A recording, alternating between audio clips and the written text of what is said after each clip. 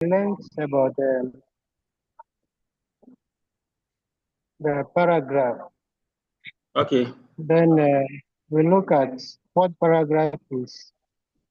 And we say paragraph is a group of sentences that express around the same idea. We also look at the structure of the or the components of the paragraph. Why we said it has the theme, then the write-up, Okay. then we have the thesis statement. Yes. And we also look at the sentence. Mm. So major supporting sentence and then minor supporting sentence. Okay. Then we look at the concluding sentence. I think that's where we got to. Okay. Very good. Today, I want us to continue talking about how to achieve cohesion and coherence in a paragraph. How to achieve coherence and cohesion. If you can see my screen now, I've placed something there.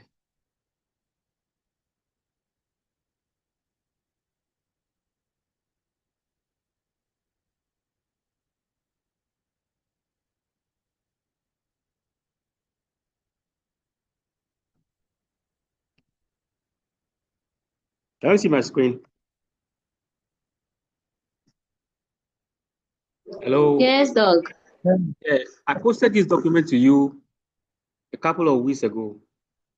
Maybe I think when I was at home or so. So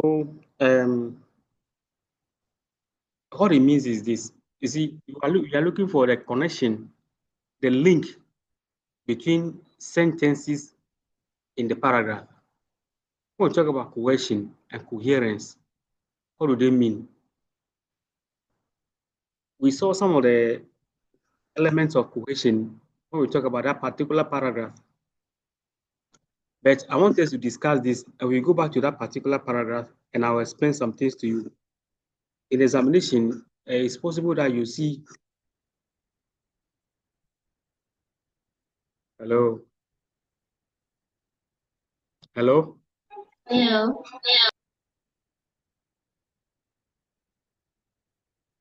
I'm already online, so why are you not there?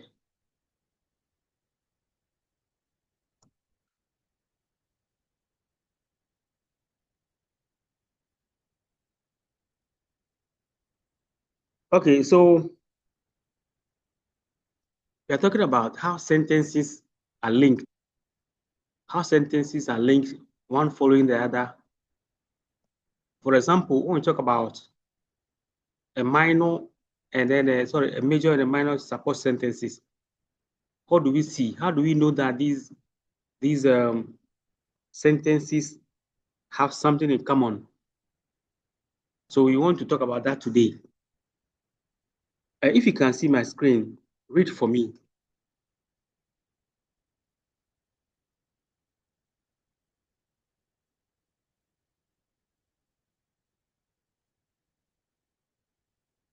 Nobody can see my screen?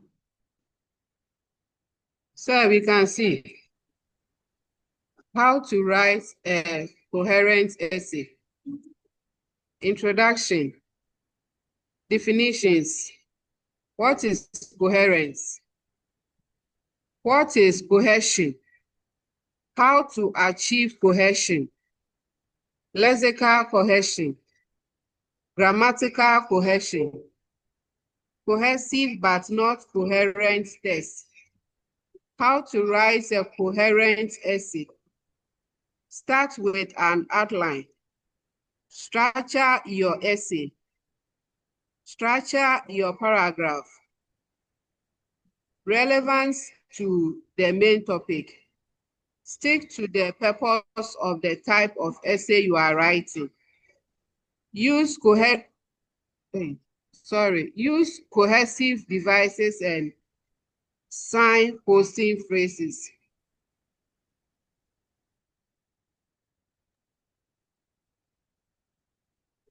Doc, please, should I continue? Yeah, read from where we are now. Introduction.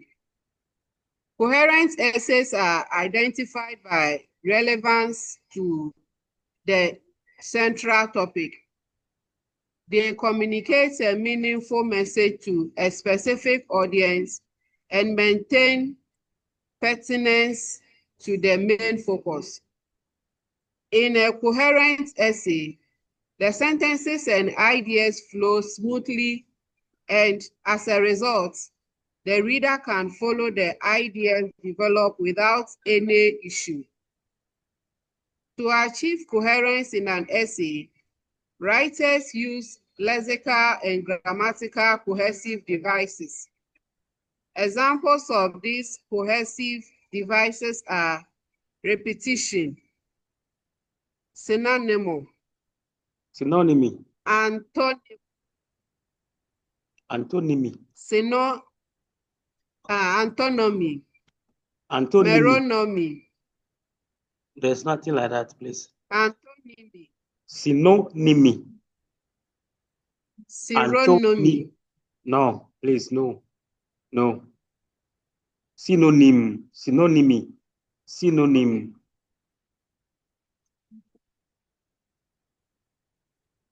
meronymy, substitutions, and anaphoric or cataphoric relations between sentences. We will look at these devices in more details below. This passage will deal with the following points. We will be looking at how to write a coherent essay. We will be focusing on the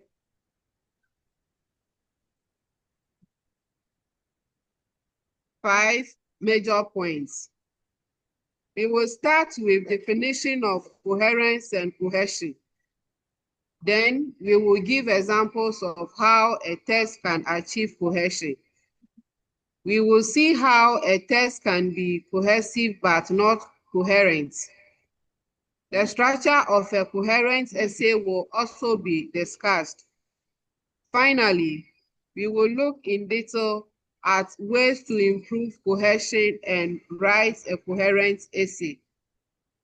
Before illustrating how to write coherent essays, let us start with the definitions of coherence and cohesion and list the ways we can achieve cohesion in a coherent text.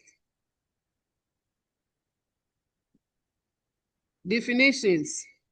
In general, coherence and cohesion refers to how a text is structured so that the elements it is constituted of can stick together and contribute to a meaningful whole.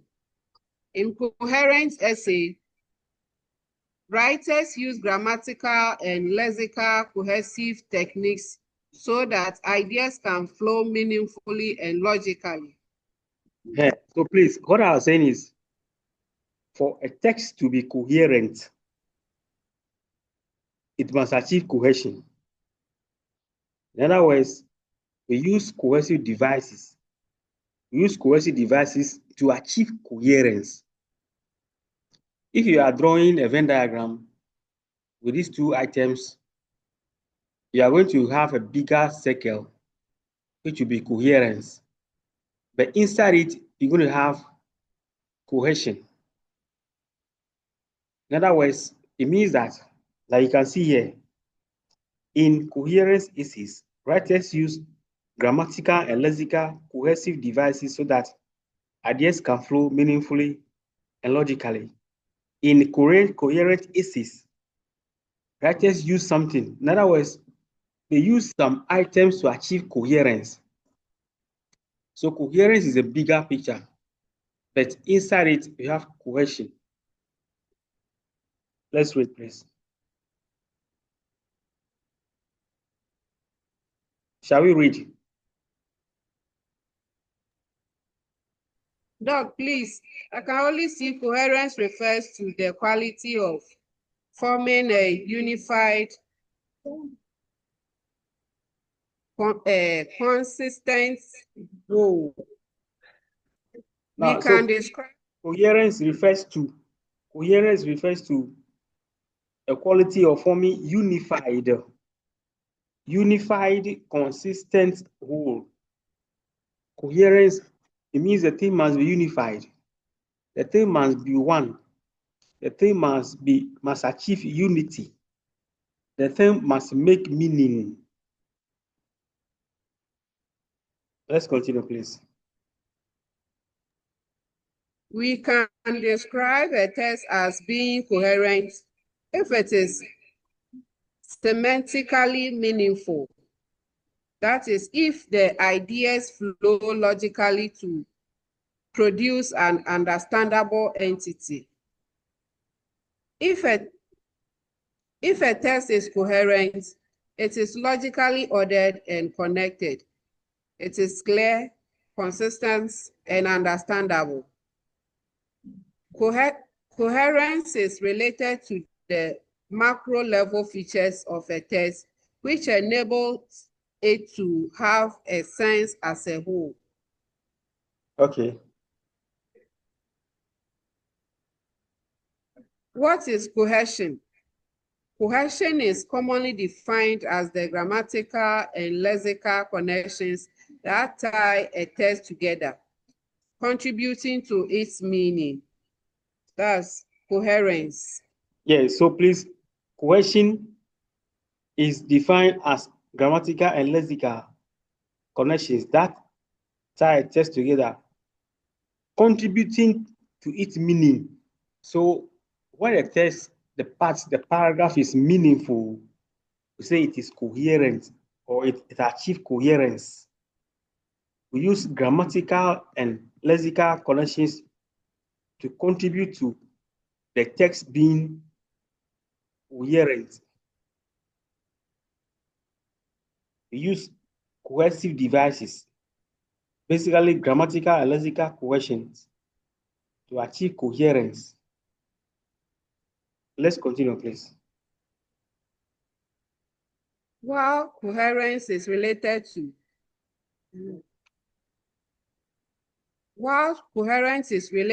the macro level features of a text, cohesion is concerned with its micro level, the words, the phrases, and the sentences, and how they are connected to form a whole.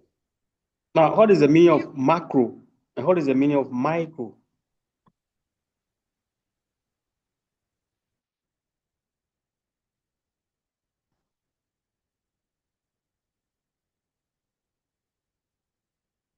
You never encountered the word before? No, something that is very small, like minute. Yeah. But let's consider something like macro and micro.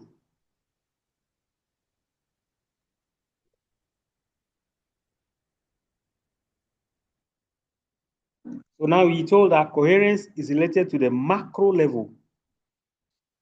Coherence is connected to the overall meaning, the unity, whilst cohesion is concerned with the micro level. In other words, in between the sentences, you must see links, connection between the sentences or inside one sentence. When the connection inside the sentences is well achieved, they will give birth to a meaningful whole, which is called coherence. So we're going to see some examples now how we can achieve cohesion inside the sentences. Shall we continue, please?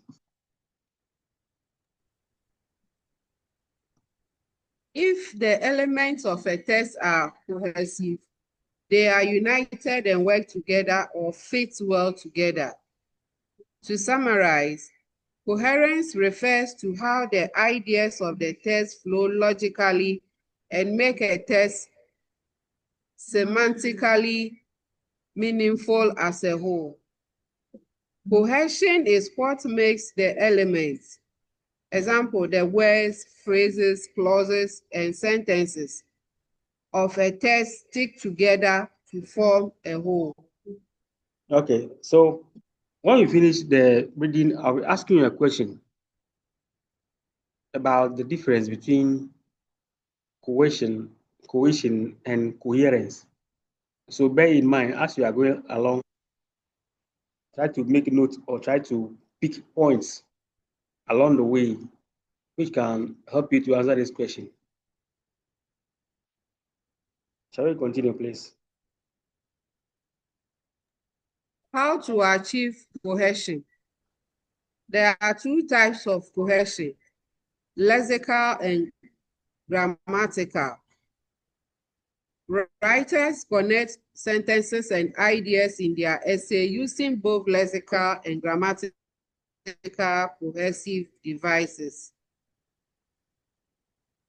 Lexical cohesion. We can achieve cohesion through lexical cohesion by using these techniques: repetition, synonym. You don't have anything like that, madam. Synonymy, antonymy, hyponymy, meronymy. Now let's look at this in more detail. Repetition. So how we can use the cohesive devices in sentences? You can begin to see it now.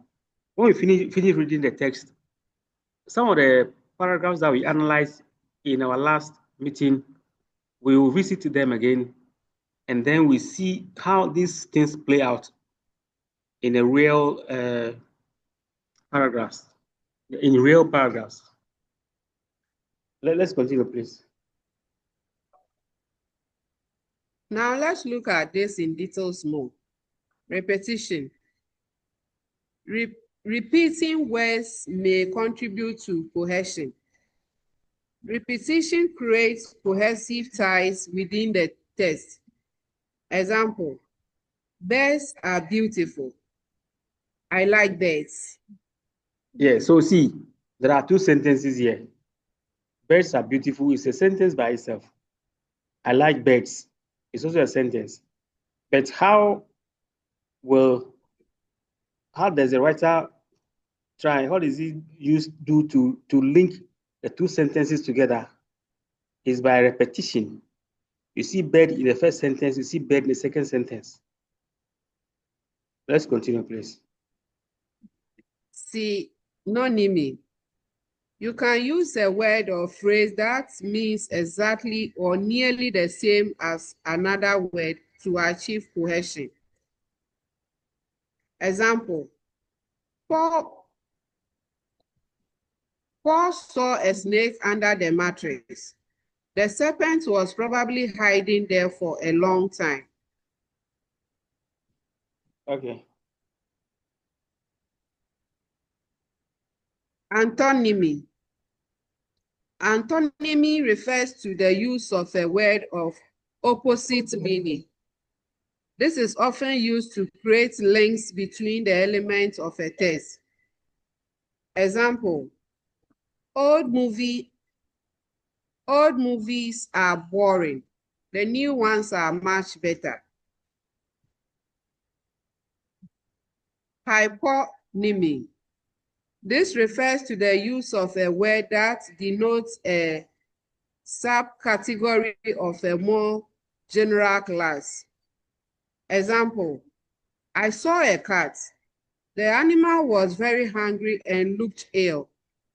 Now, so this one, hyponymy. You see that we have animals, but we have cats as an example. So we have a higher group, let's call it a class. Then we have a subclass. Can you think of that? Let's say somebody can say, I like mangoes. Fruits are beneficial to the growth of our bodies. fruits are beneficial to the growth of the human body. I like mangoes. So you see that the person is trying to say mango is a subclass of fruits. So that is a way to link the two sentences together.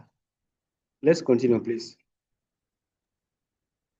Relating a superordinate term, that's animal, to a corresponding subordinate term, that's cat, may create more cohesiveness between sentences and clauses.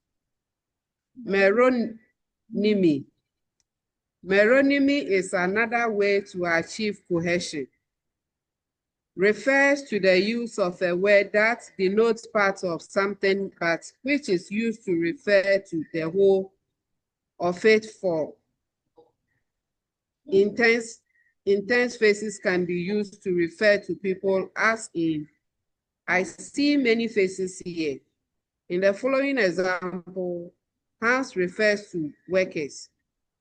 Example, more workers are needed. We need more hands to finish the work. Now, so see, meronymy, using parts of a whole to represent the whole. Like here we have face, there are many faces. When I entered the auditorium, I saw many faces. I saw many human beings. And then again, the person is using the word workers. We need workers, so we need more hands. Can you think of such examples where we can use part of a whole to represent the whole?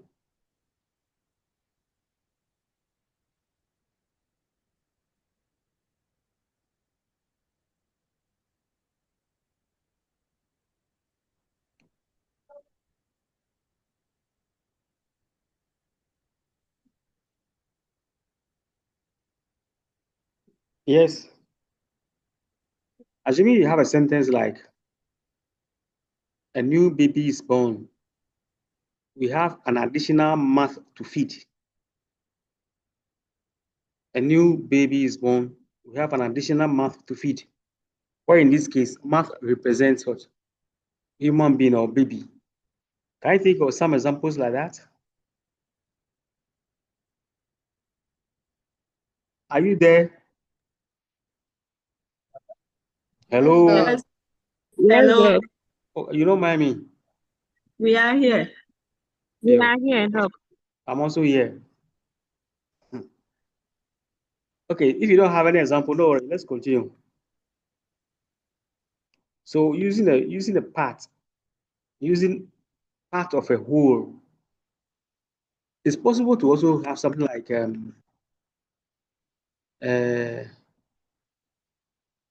we are working for our daily bread. We are working for daily bread. It is not a case that you eat bread every day. But what does bread stand for?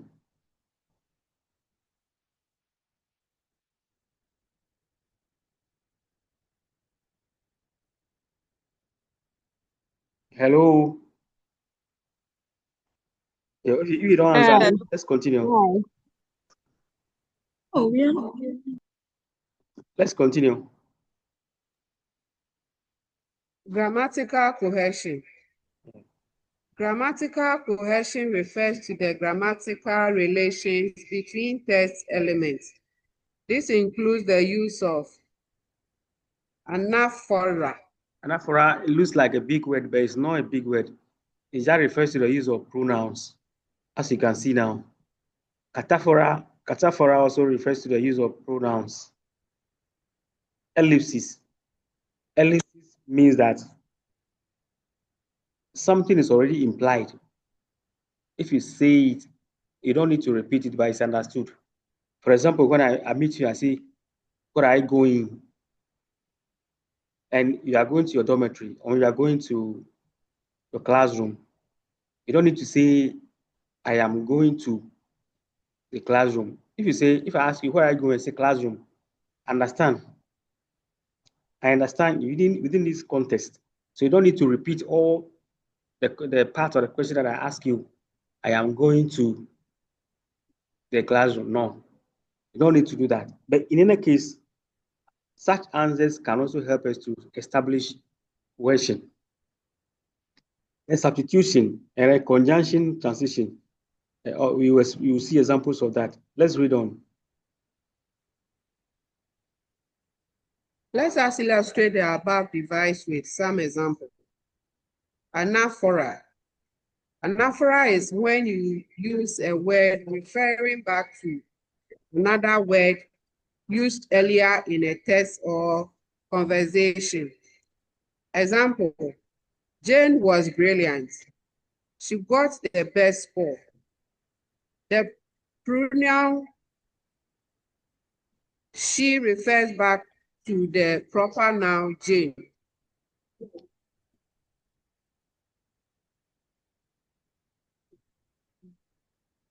Cataphora.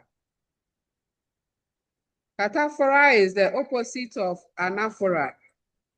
Cataphora refers to the use of a word or phrase that refers to or stands for a following word or phrase. Example, here he comes, or our hero. Please welcome John. The pronoun he refers back to the proper noun John. Now, in this case, instead of seeing the name first, you see the pronoun first before the name. So it's the reverse order. Here he comes, our hero. Please welcome John. So we know that he refers to John in the two constructions or the two sentences. Let's continue. Ellipsis. Ellipsis refers to the omission from speech or writing of a word or words that are superfluous or able to be understood from contextual clues. Clues. Clues. Clues. Clues. What's the meaning of being superfluous? What's the meaning of being superfluous? Have you come across it before? To be superfluous means it's not necessary. It's redundant. It's not necessary. So we can see right now, as we can see in the example here, there are portions of this conversation which is not necessary. In other words, even if they are not there, the sentence, the consent, the conversation will be understood. Shall we continue?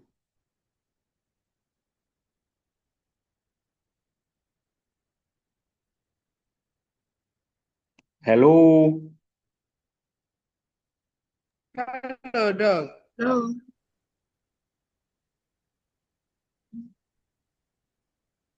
Dog, please, can I continue?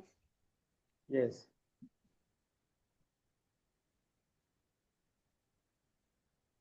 Example, Liz had some chocolate bars and Nancy an ice cream. In the above example, had in Nancy an ice cream is left because it can be understood or presupposed as it was already mentioned previously in the sentence.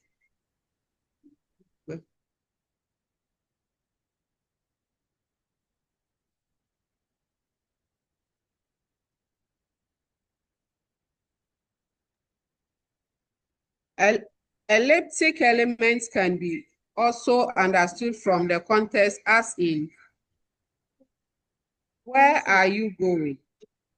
Home. Substitutions. Substitutions refers to the use of a word to replace another word.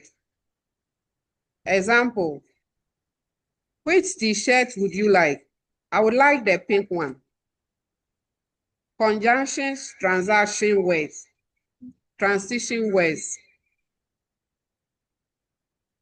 Conjunctions and transition words are parts of speech that connect words, phrases, clauses, or sentences.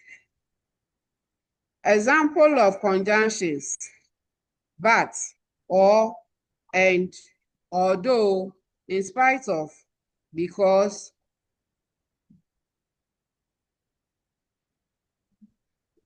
Examples of transition words, however, similarly, likewise, specifically, consequently, for this reason, in contrast to, accordingly, in essence, chiefly, finally.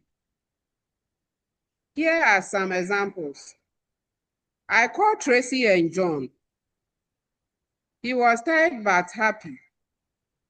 She likes neither chocolate nor cookies. You can either finish the work or ask someone to do it for you. He went to bed after he had done his homework. Although she is very rich, she isn't happy. I was brought up to be responsible.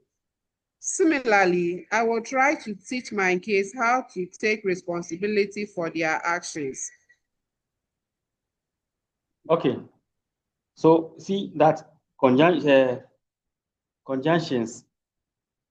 are also conjunctions linking words are all examples of cohesive devices.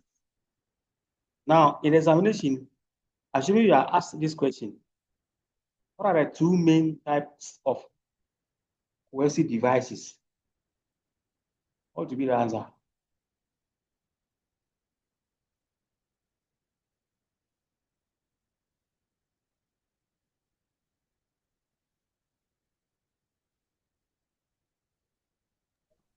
So grammatical and lexical. And Lexical. okay.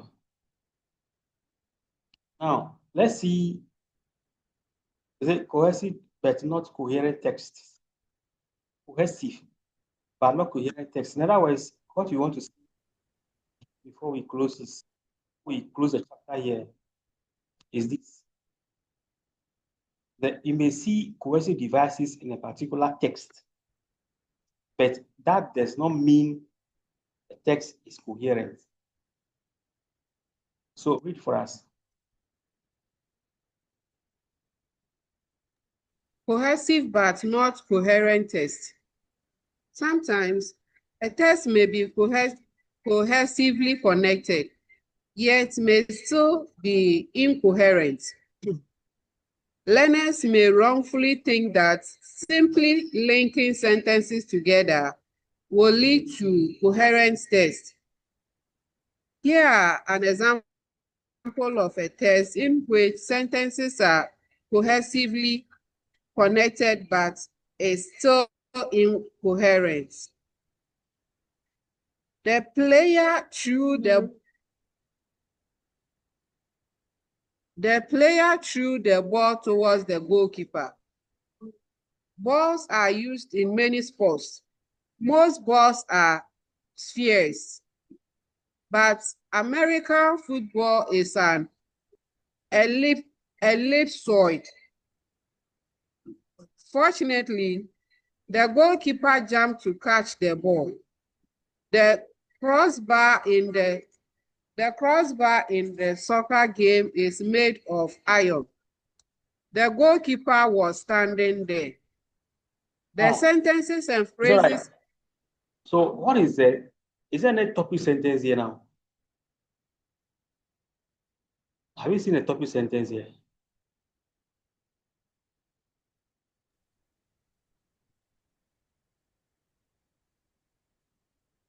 No.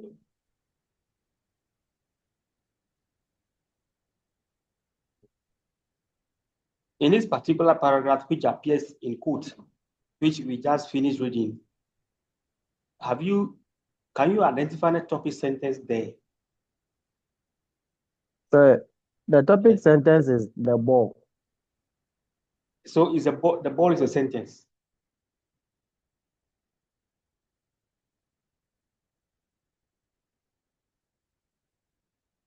Are you sure? We mentioned several times that a topic sentence must be a sentence. And the topic sentence is not something you have to derive. If we just say a topic sentence, you must point at it. But looking at the particular paragraph here, is there a topic sentence at all? Yes, that's it. What is it? Balls are used in many sports. Which sentence is that? Okay, sentence 2. So, but is the whole thing about balls, or the whole thing, the thing is about a game? If you look at how we developed topic sentences, I think that we had a topic sentence in our discussion where we were saying, my mother is hardworking. Did you look at that particular passage? Yes. Then we said she wakes up early in the morning to clean the compound. She bathes my younger sister. After that, she prepares breakfast for us. During break time, my mother comes home to work before she goes back to the office. Now, here, is there any identifiable topic sentence which runs through the whole paragraph?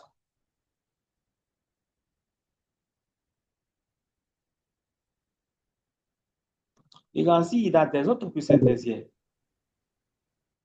There is no topic sentence. The whole thing is about football or balls. But we know that from it. But there is no systematic development of any topic sentence here. You see, the whole thing is just jumped together. There's no systematic, it's not sequential. All the ideas are mixed up. Let's read on, please. The sentences and phrases in the above text are decidedly cohesive but not coherent. There is a use of repetition of the ball, goalkeeper, the crossbar, conjunctions and transition words. But fortunately, the use of the above cohesive devices does not result in a meaningful and Unified whole. Unified whole. This is because the writer presents material that is unrelated to the topic. Why should the writer talk about what the crossbar is made of? And is talking about the form balls in sports relevant in this context? What is the central focus of the text? Yeah, so you can see that those things are not there. There's no central focus. There's no central focus.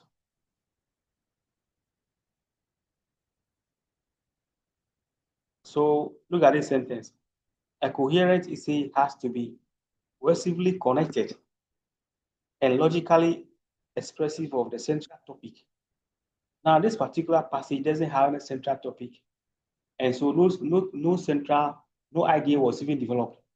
We know that the things about sports, good, but there is no systematic development of any topic sentence here. Now, so bear in mind some of these cognitive cohesive devices. We talk about the use of pronoun, anaphora, cataphora, but in examination, you will not use those words anyway. We talk about ellipsis, and then substitution, and the use of conjunctions. But at the lexical level, we have what? Repetition, synonymy, antonymy, hyponymy, meronymy. Now, at this point, what I want us to do is to look at this particular passage and see whether we can identify the cohesive devices that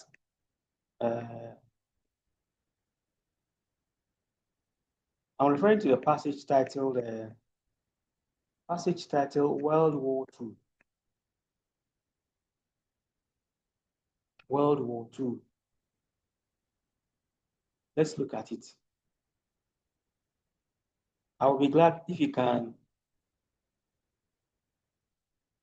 focus on the passage that is in front of us.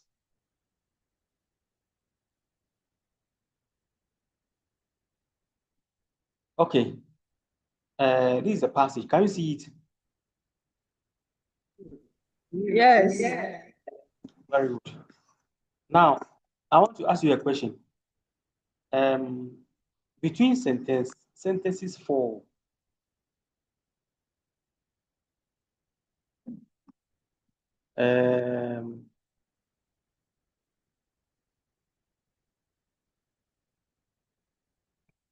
sentences 4, 4 and 5,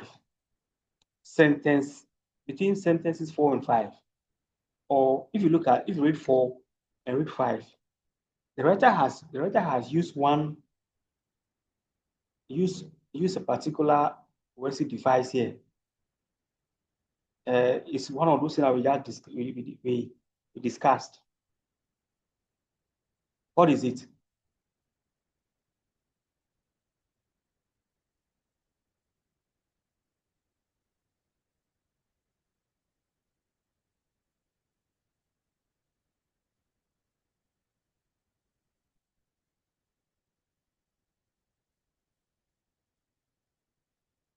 Basically, I can say it is lexical coercive device, but what specific type is it and what is it as it is in the text now?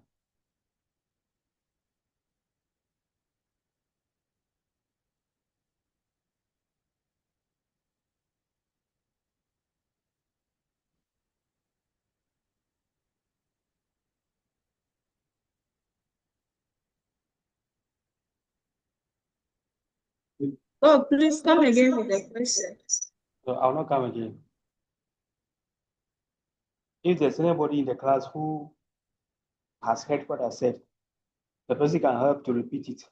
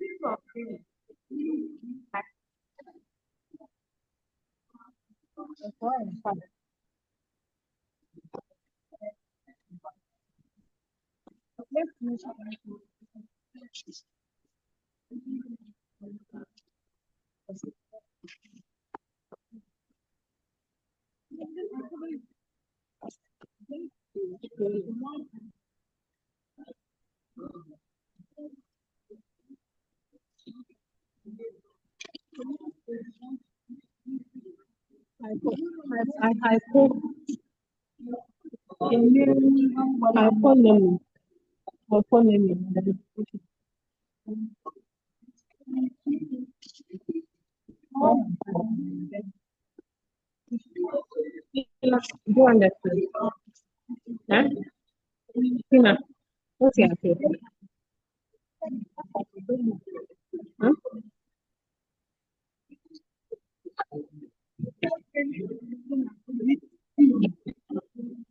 Four and five, every day. Nice.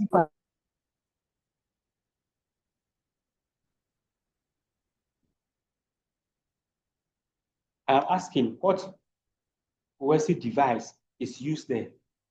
What is it that is used? Is it conjunction? Of course, if you say a conjunction, all right. Is it a pronoun? Is it a repetition? Is it a antonymy? Is it what is it between sentence 4 and 5? Is there?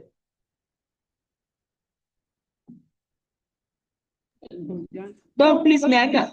I think conjunction is there. Conjunction. Yes. Conjunction is all right, but that's not what I'm talking about. There is something there. There's something else there. Image. That one that's that.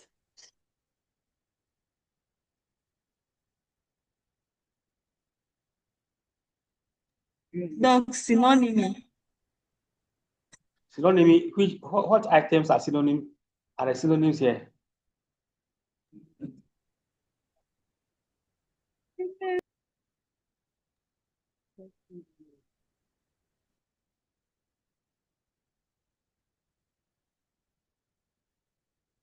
Yes, nobody has gotten it. Sir, please, repetition Of what? of the name Franklin Roosevelt. Yes, Franklin Roosevelt projected a different but equally effective image with his wheelchair and his weekly fireside chat. To the American people, Franklin Roosevelt was at once human and wisely paternal. You can see there is repetition. You see, it's there. Now, good. Now, between sentence 5 and 6, sentence 5 and 6, we know that 5 and 6 has a link. How is it that connect 6 to 5?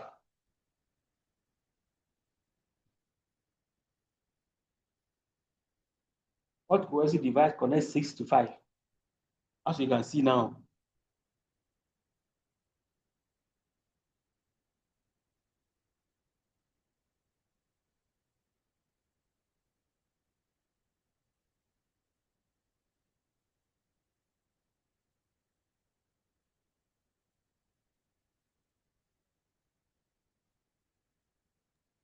Dog, please hide.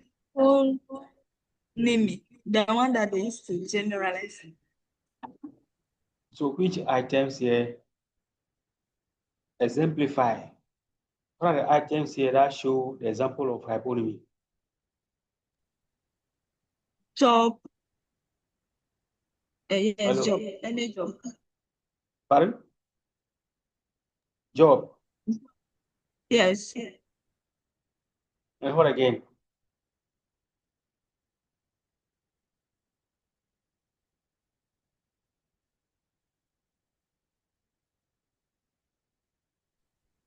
Okay, say the job, no matter the job. Maybe that is a more kind of repetition, no? Even anything at all is repetition. Yes. But look at 5 and 6. 5 and 6. There is something else apart from what you said. I agree with you, but there is something else there, 5 to 6. Or if you connect 6 to 5. 6 to 5. How is it that connects them? Because you can remember that clearly when we were talking about major minor support sentences, we said 5 support 4. Even 6 also support 4. But you can see that 6 is following 5. And I'm asking, what is it that is telling us that? Or what is it that is in 6? Which makes the ideas flow. Dog, He repeat. projected. The what? That he projected. And so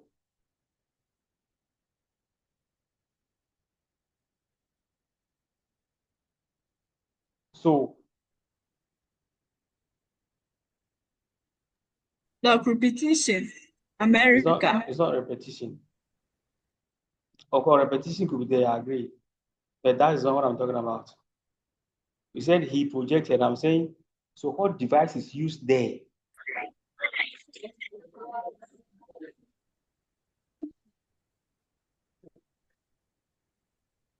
Hello, dog. Yes. What? Hello. Hello.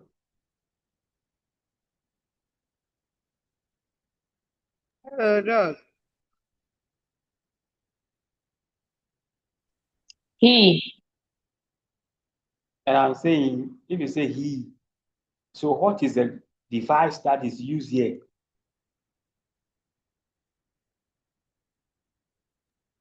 Synonym. It's not synonym. Synonym with what? He is synonym with to what? If you say he, so he is synonym to what?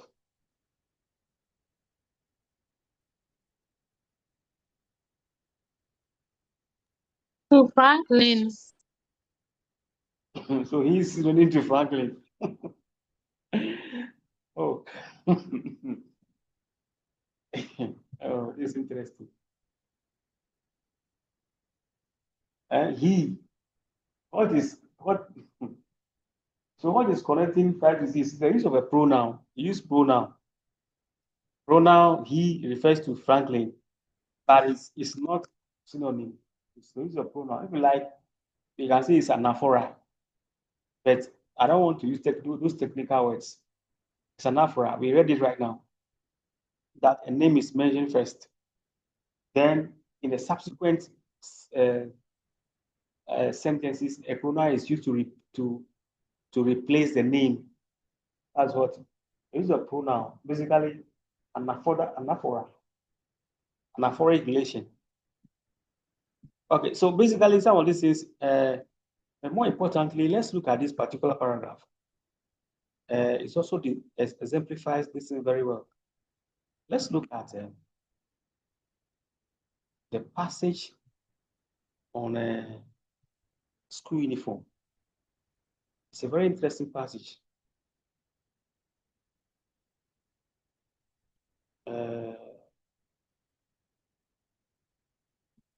Let's look at it.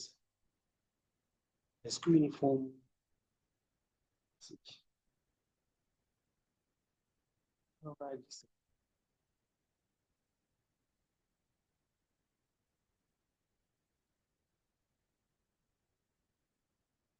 Yes, let's look at this passage before we close.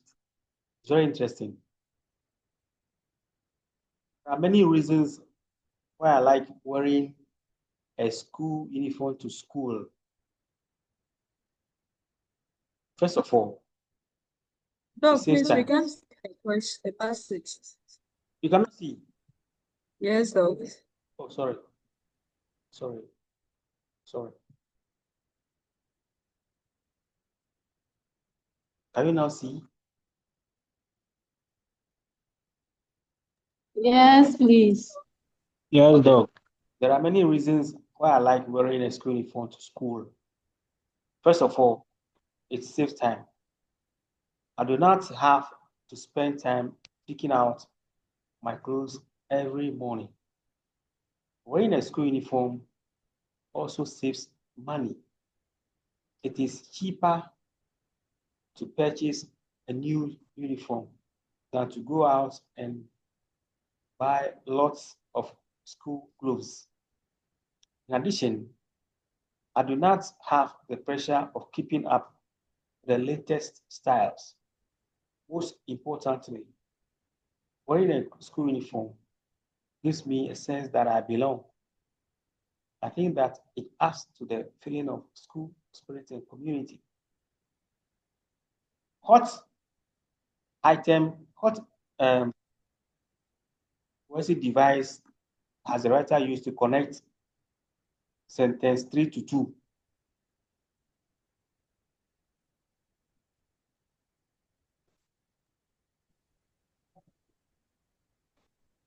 Dog, please, there is repetition of school uniform.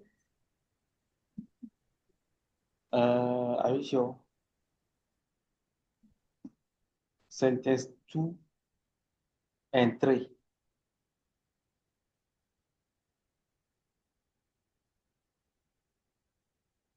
I cannot see uniform there. What coercive device has the writer used to link, to connect sentence 3 and 2?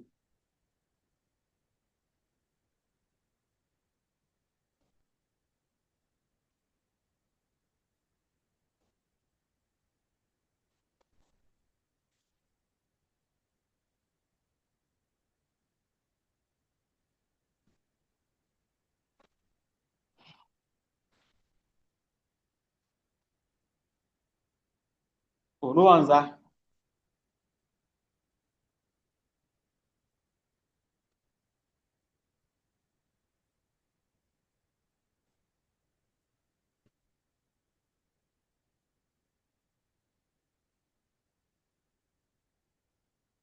No, we are thinking through. You don't need to think through, please. This is very easy. The thing is just in front of you. What grammatical device, what item connects sentence 2 to 3? You need to think about this one. Huh? Brother, I don't think so. If you cannot see the Taylor's different case, but as it is now, you can just see this even in front of you. Time. It's what? Time. What is time? Repetition of Repetition of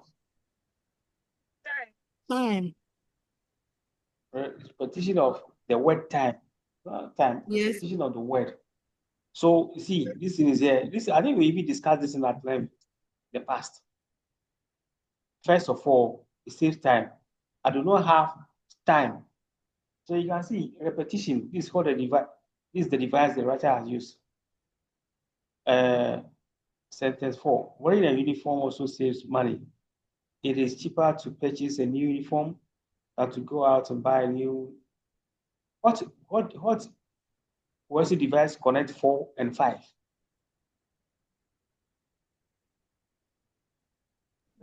The transitional word. Which is First of all, are you sure? Sentence 4 and 5. I can't see any first of all. oh, okay, sentence 2 and 2, 3. I'm referring to sentence 4 and 5. Okay. So it's Meroni. Why do you say so?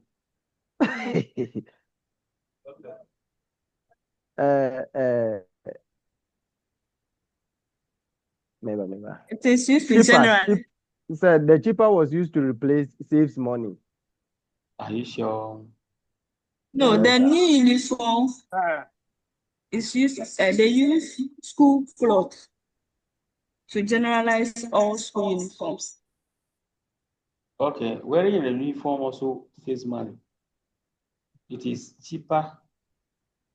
It is cheaper to purchase a uniform. So is this one? Is how do we call it? Functional use. Function.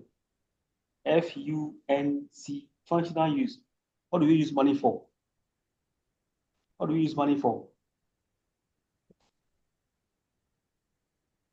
What do we use money for?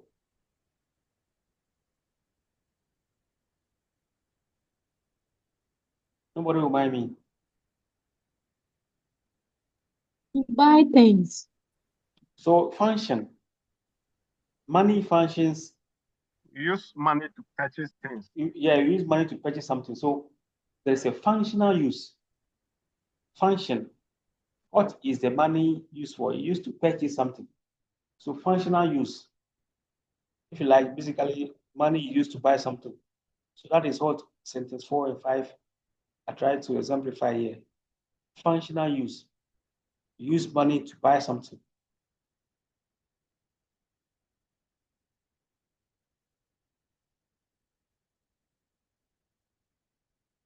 Now look at sentence 7 and 8.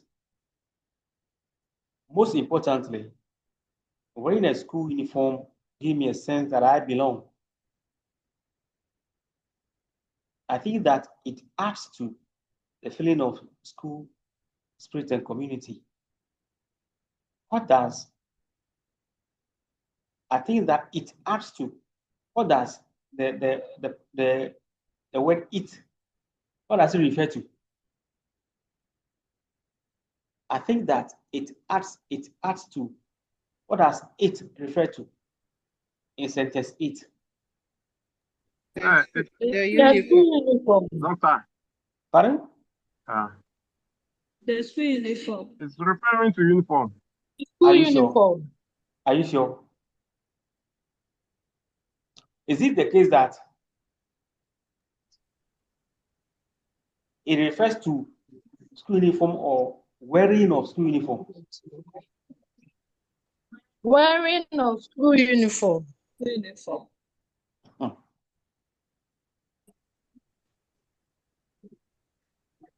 Okay. Now, so this is just by coherence, how sentences are linked. In between the sentences, you can see where some words that are repeated or some words pronouns or the use of synonyms or the use of functional words, just to connect ideas in between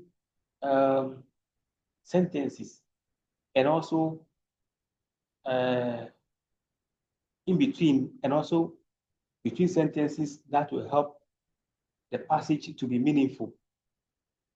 So in examination, you may see some things like this. You see sentences connected 4 to 5, 6 to 7, and then they will ask you a question about it. Like coercive devices, it could be anything. All that we discussed in the course of our lessons.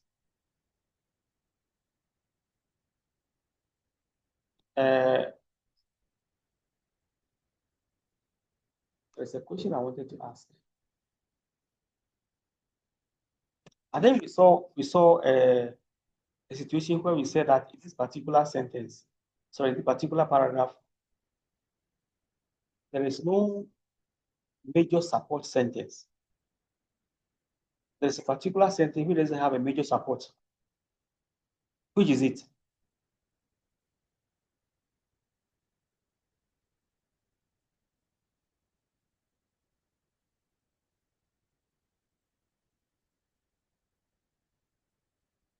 There's a sentence here which doesn't have a major support or minor support. In fact,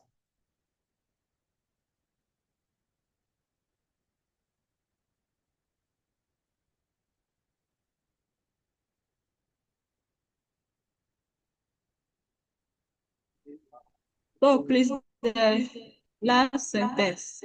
8. 8. No, I think sentence 8 is a concluding sentence. So if it is a concluding sentence, let's leave it like that. Normally, the concluding sentence and then a topic sentence, just let them be on their own.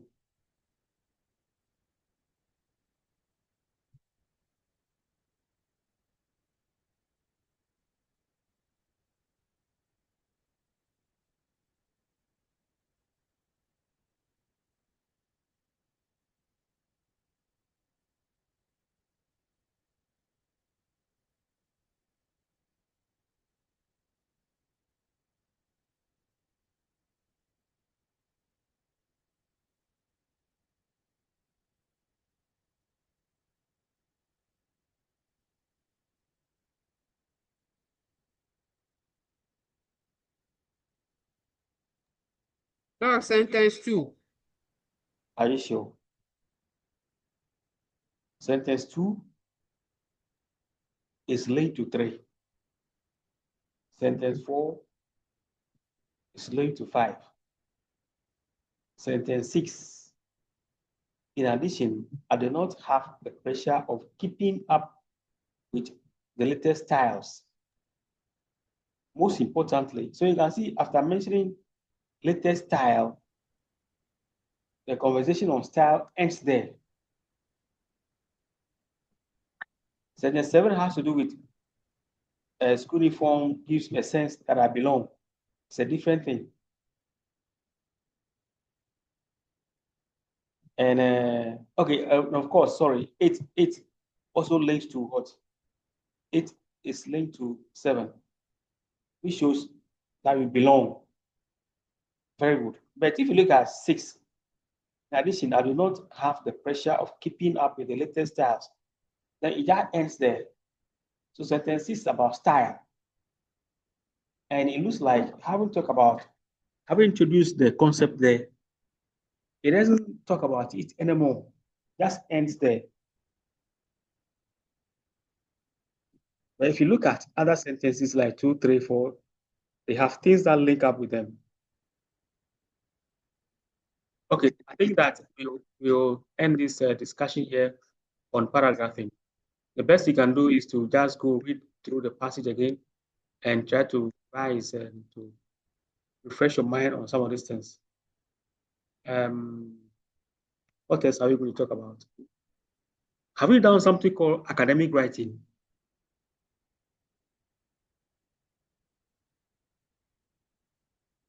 Hello? No, please. No, please. Can we still talk about something today, or we have to close today? So you can meet maybe. Hello? Please, you can continue. Okay. The next topic I'm going to talk about is what we call. The next topic will be what we call. It's about referencing. So we are referencing. Basically, we are talking about things like how to do in-text citation. And I know that you were taught this by the IT department, the InfoLit department. Now, what are some of the referencing styles that you are familiar with?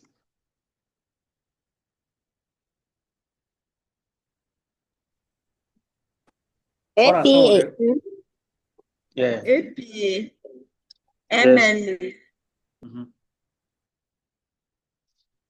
What does APA stand for? Association of American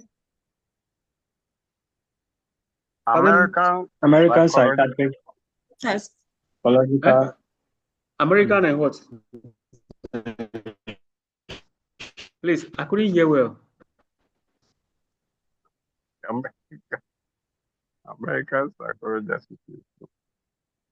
I couldn't hear what you are saying. Are you saying Catholic or something? American Psychological Association. Okay. Now, which of these referencing styles does you has used?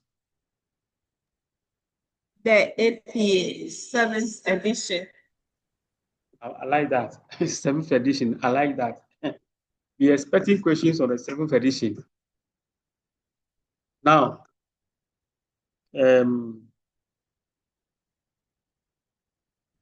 let's talk about these two. Talking about referencing styles.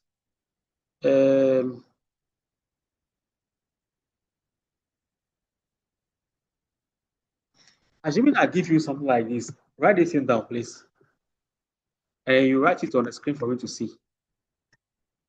Are you ready?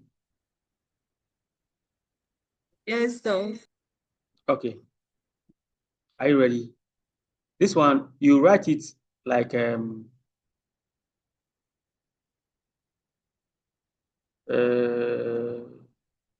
okay, you write it as if you are writing, you are doing in-text citation, and you want me to see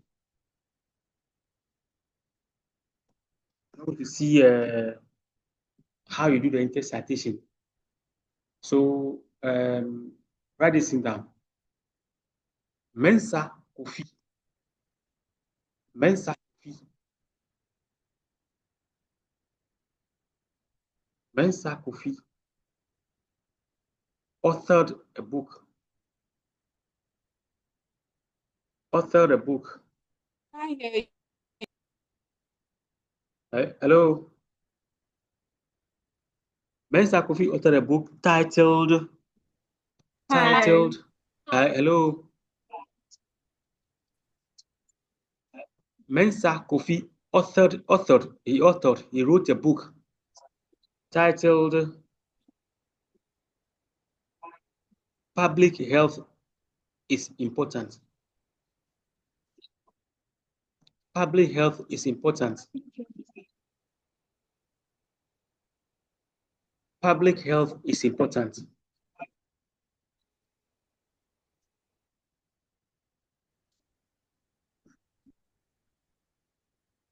The book was written The book was published in 2025. The book was published in 2025 by Kingdom Press. Kingdom Press.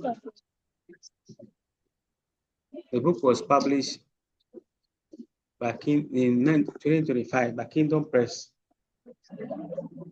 Kingdom Press in Accra, Ghana. In Accra, Ghana. Kingdom Press in Accra, Ghana. Okay, so you write it as if you are writing it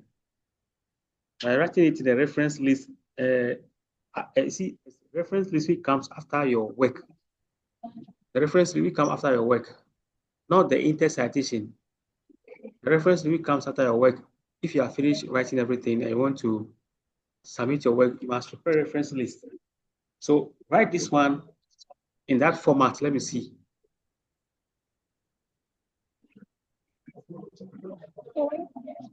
I'll give you 5 minutes to finish it. I'll give you 5 minutes to finish it. The APA format. Yeah, in the APA format.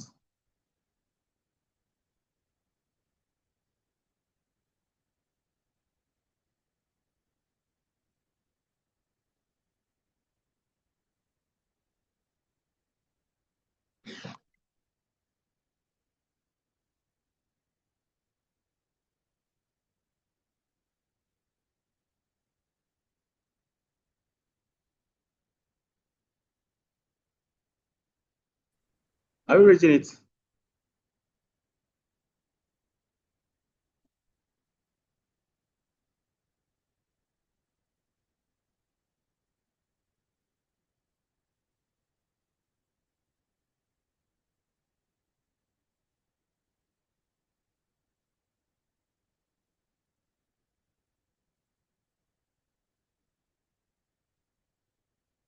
Okay.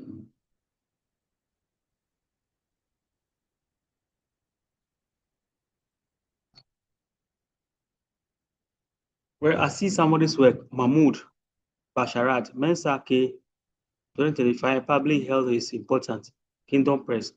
But we mentioned that we should add the city.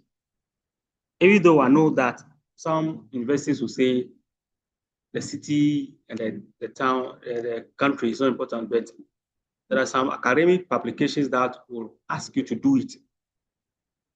So if you are supposed to add the city and the country, where will it be? Where will it be?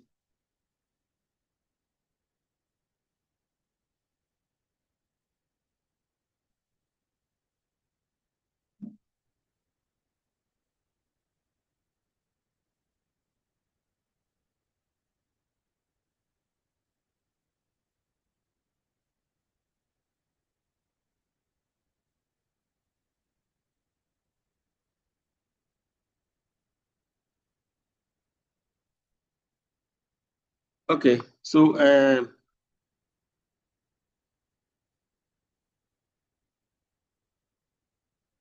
I think that if you want to do that,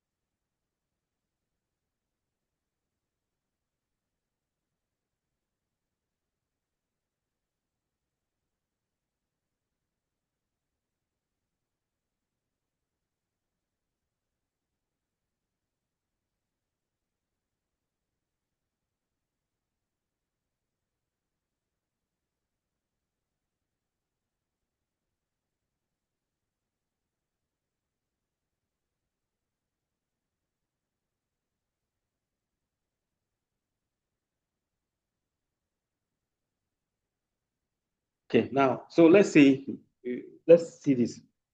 What did I say? What was the name that I mentioned? Hello?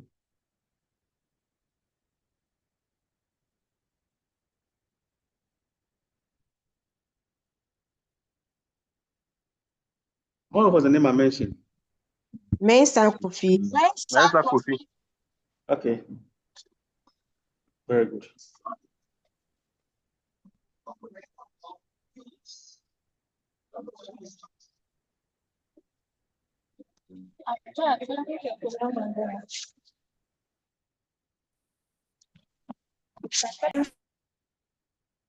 Okay.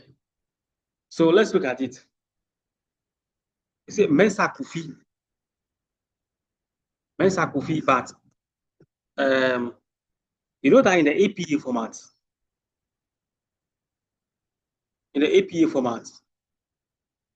the how do you call it? It's a surname which comes first. So even though we use Mensa Kofi, say Mensa Kofi.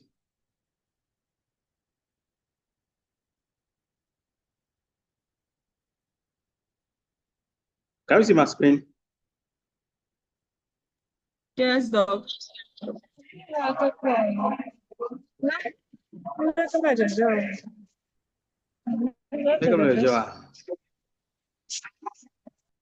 Can you see Mensa Kofi?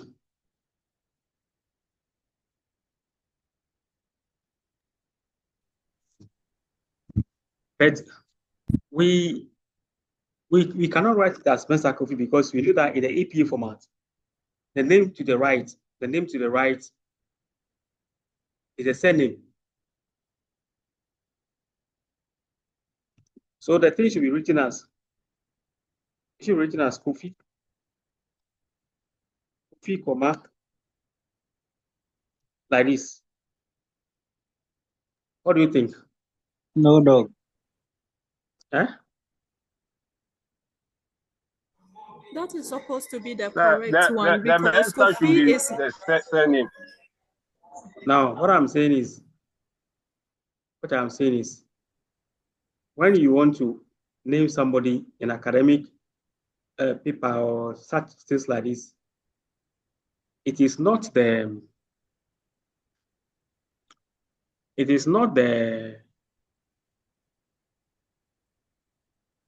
way naming is done in your locality. That is what is considered.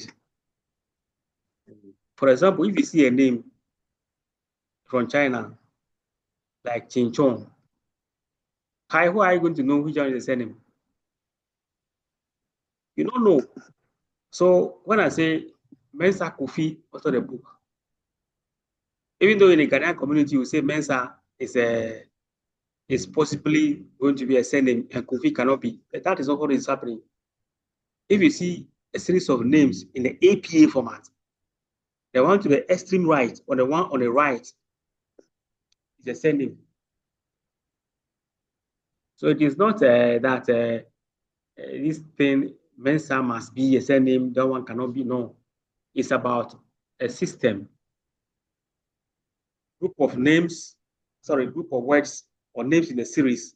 The ones to the extreme right is a surname. Now you got to find out from APA, or maybe you can ask anybody, or maybe go to, or you can get samples. I downloaded the 7th edition of APA, which I think I can post to you. But you can also find out. So, Mensa 2025. Then you say what? Public health. What did you say? Public health is important. Okay, so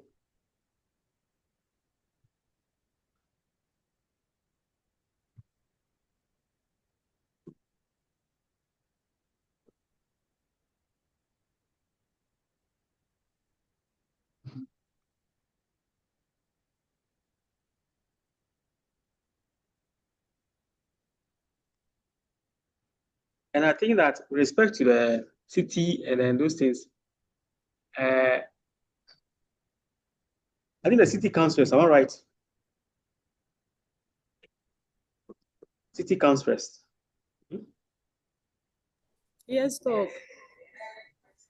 Like Accra, Ghana. Ghana.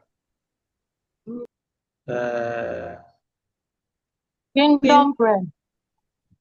Are you sure? Are you guys not deceiving me now? Should it be like, okay, Ghana? Should it be a comma?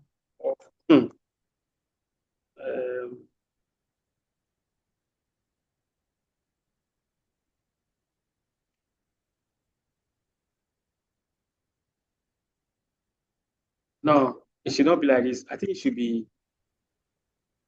the comma must come here, then colon here.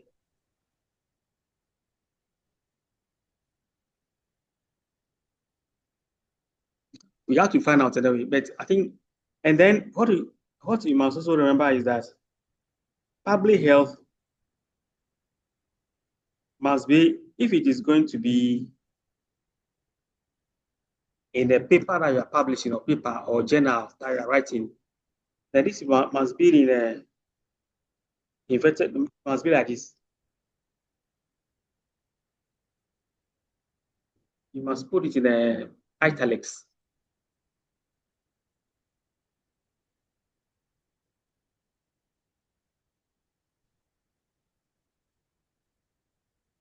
And in the APA style, it is only the first word. It's only the first word which must. It's only the first word which must be capitalized. All the rest will be in small letters, except that maybe if the word is a proper noun like Ghana or some other names, then they cannot be maintained in small letters like this. But if it is just like what you have here, then this is how it can be. Or public health is important. If I want to say in Ghana, then in must be in small letters, but Ghana must be capitalized. But if you don't have any such thing, then this is how it can be. This is just by the way. We are going to do a lot of intercitation. So let me ask a question. What are the various ways of doing intercitation in the APA format? What are the various ways by which you can do intercitation?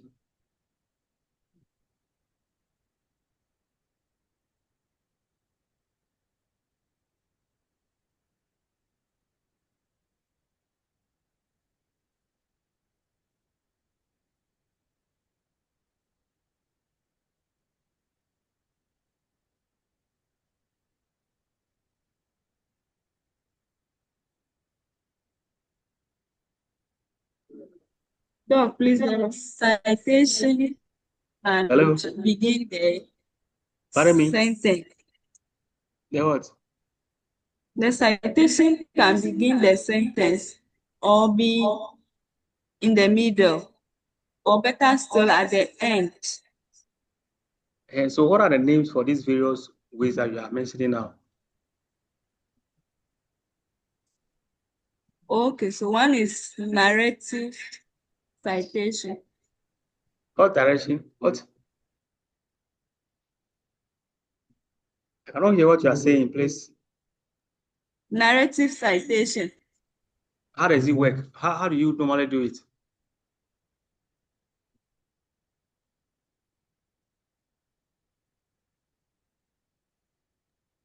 So the narrative, you start by quoting. Yes. Example, like according to, then you quote the author like that and cite it like that. Okay. Okay, then which other one too?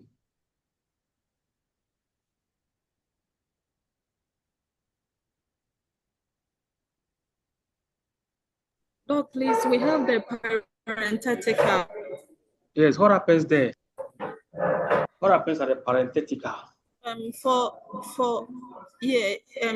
Both the name and then the year will be in brackets. Okay. So the name, then comma, then the year comes. Okay. Okay, very good. You know what I'm going to do now? See this. Hold up. Write this down. Um,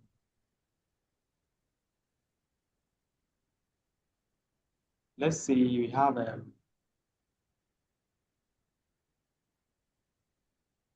Kofi Mensah. Kofi Mensah. Kofi Mensah.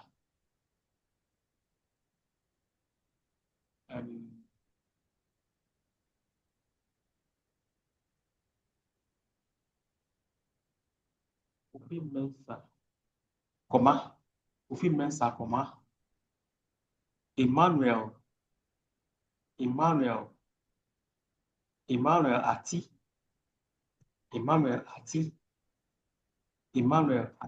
comma, Emmanuel Ati, comma, and then Dennis Yao, Dennis Yao. Please mention those things for me again.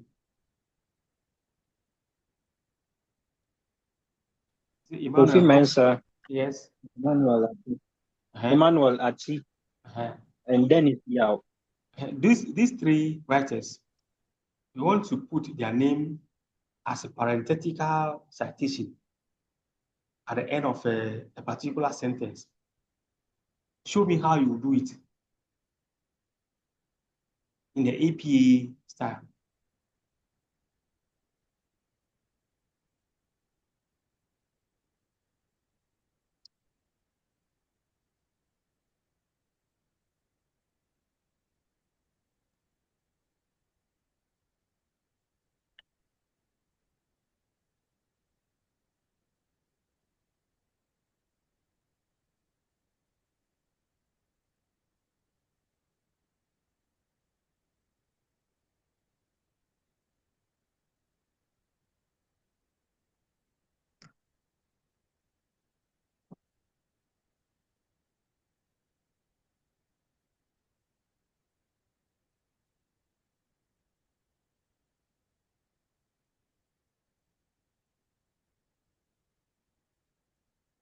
Hello.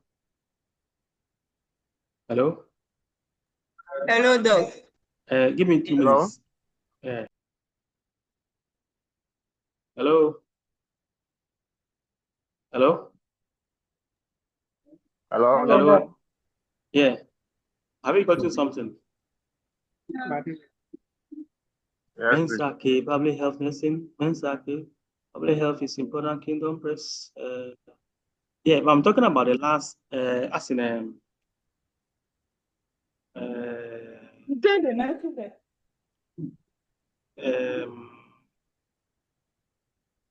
arranging the names of. Yeah, arranging the names. Very good. Where is it? I just want to try, man. Everybody is just trying. So, Ati. Hello. Yes.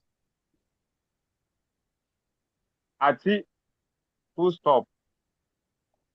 E full stop, comma. Yao. Full stop. D. Full stop, I want comma. you to write it in the what do you call it? The chat box, so that I can see it. Okay. Yeah. Okay.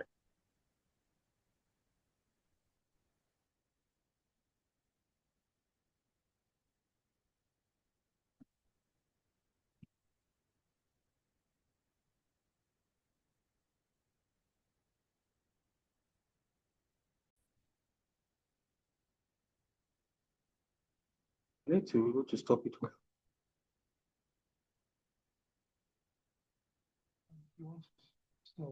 Stop.